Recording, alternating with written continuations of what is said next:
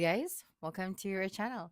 In this video, you will learn on how you can add giveaways to Whatnot.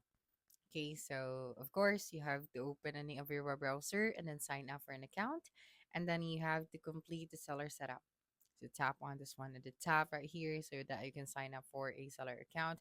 So as of the moment, we are still on the wait list since Whatnot seller is not available in my region. So, what I'm going to do here is to still give you advice. So, first is you have to decide what you want to give away.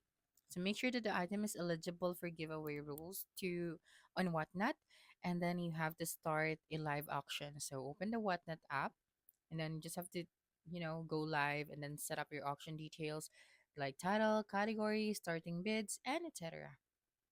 And for the next one is during your live, you have to tell your viewers about the giveaway. So explain the rules clearly. For example, every bid of $5 or more enters you in the giveaway. Our first 10 viewers to comment win.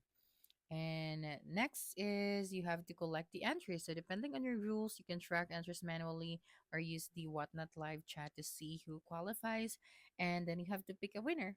So use a random selection method like a random number generator or manually from comments to choose a winner. And then you just have to announce the winner during your live so viewers can see transparency.